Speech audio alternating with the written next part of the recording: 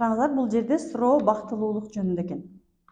Окуй турган болсок, өзүмдү таппай келем, ниет кылам, жумушумду соодадан баштап иштегенмин, ден соолугум чың болушун каалайм, квартира алып, өз үйүмдө жашагым келет, кантип жетем, өз үй бүлөм менен бактылуу болуп жашаганга умтулам. Ден соолугумдун чың болушун каалайм дейт. Албетте биздин бул методика абдан терең иштей турган методика болгондуктан, сөзсүз түрдө биздин ден соолугубуз жакшы болбогону бул эмнеден?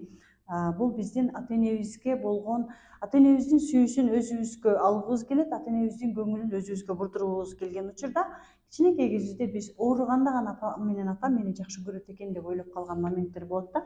Ошондуктан бул жерде ата-эненин бизге болгон сүйүүсү менен иштөөбүз керек.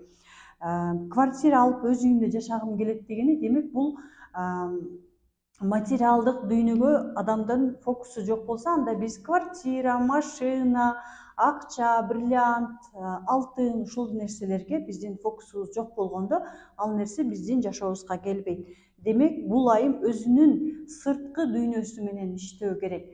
Биздин фокусубуз кайда болсо, энергиябыз ошол жака кетет. Мисалы, ден соолук, ички дүйнөм, бактылуулугум, ички дүйнөмдүн бактылуулугу деп өзүбүздүн ички дүйнөбүз менен иштей турган болсок, бул биздин өзүбүздүн апабызга болгон капачылык, апабызга болгон таарынч. Анткени апа бул биздин өзүбүздүн ички дүйнөбүзгө тиешелүү нерсенин баардыгына биздин апага болгон мамилебиз жооп берет. Андыктан сиз сөзсүз түрдө биринчи апаңыз менен болгон мамилеңиз, апаңызга болгон ыраазычылыгыңыз, апаңыздын сизге болгон сүйүүсү менен иштешиңиз керек. Ошондон анан бул жерде айтып жатат, үй бүлөм менен бактылуу болуп жашагым келет. Сиздин фокусуңуз, сиздин энергияңыздын көпчүлүгү ички дүйнөңүзгө кетет дагы, сырткы дүйнөдөгү баалуулуктарды сиз көрбөйсүз.